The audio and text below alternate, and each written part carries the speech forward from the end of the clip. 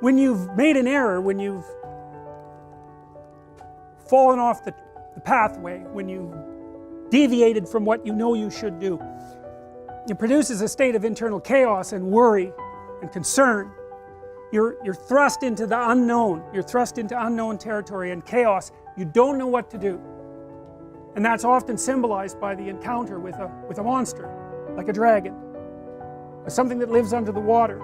And I think the reason for that is, as far as I've been able to tell, is that human beings, because we've been prey animals for forever, in our battle with carnivorous lizards, for example, and alligators, and even dinosaurs, because there were dinosaurs around at the time of our most distant ancestors. And there was even a cat at one point that was adapted with teeth to pierce human skulls.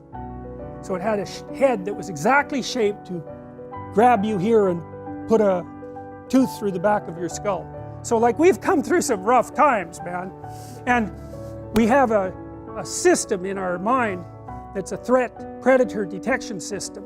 That's the thing that makes little kids think about monsters in the dark, right? Because, well, there is monsters in the dark. Parents always say, well, there's no monsters in the dark. It's like, that's not true. The dark is full of monsters. There might not be any in your room right at that moment, but that doesn't mean there aren't monsters in the dark. And crimes take place, like, criminals don't get up at 6 in the morning and, like, you know, have breakfast and go rob a bank. They do that sort of thing at night. People do the things that are fit for the night in the night. And lots of predators are nocturnal, and you can't see very well in the dark.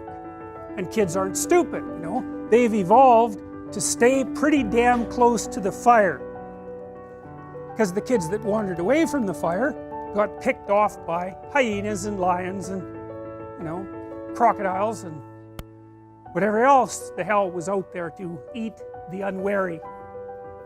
So the circuit that we use to defend ourselves against predators, as we've evolved cortically, that circuit has come to represent what we don't know in general. Because the predators, of course, inhabit where we don't know. And so evolution is a conservative force, and we use the circuits that we've evolved to represent new things. And so the unknown, the chaos, is often represented by a monster that swallows you up and pulls you down. And you know, when you're feeling terrible, you don't say, well, I'm feeling up. You say, I'm feeling down. Well, why is that? Well, down is worse. I guess you're flat on the ground when you're down, or you're in a hole or something like that. You're hiding in a hole. You know, it's down. And you're threatened by something, you know. Maybe you're threatened by your own inadequacy. That might be part of it. Maybe that's partly what you imagine as a monstrous force, because, you know, your proclivity towards procrastination and your weakness of character is part and parcel of why you happen to be in the underworld. And that's the underworld, the mythological underworld. That's where you go when things fall apart. And if you understand that, if you know that that's what that means, then you have one of the keys that opens up ancient stories to you, and you understand things.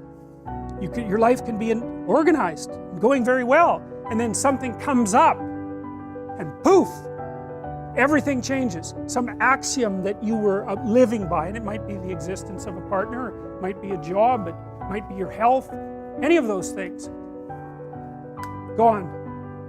And you go somewhere when that happens.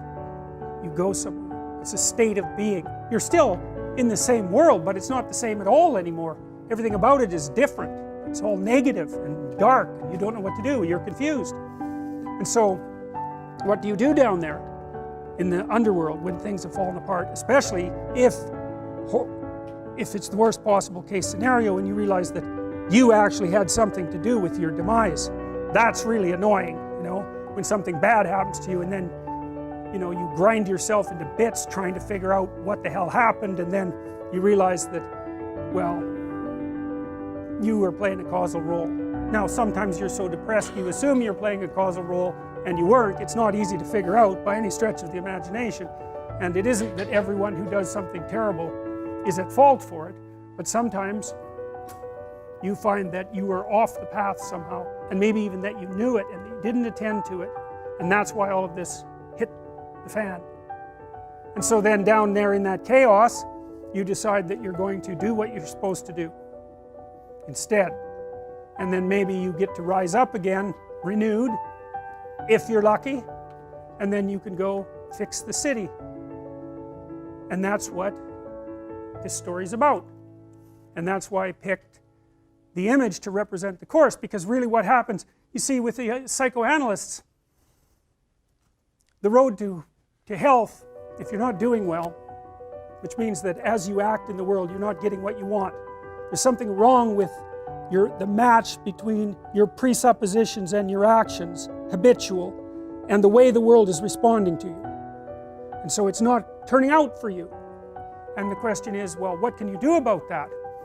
And one answer might be to examine yourself for presuppositions and action patterns that are not serving you well, and to find out what they are and what to do about them. And maybe some of that is, maybe you're not moving forward because of fear, and maybe that fear is grounded in terrible experiences that you had in the past that you've never been able to understand.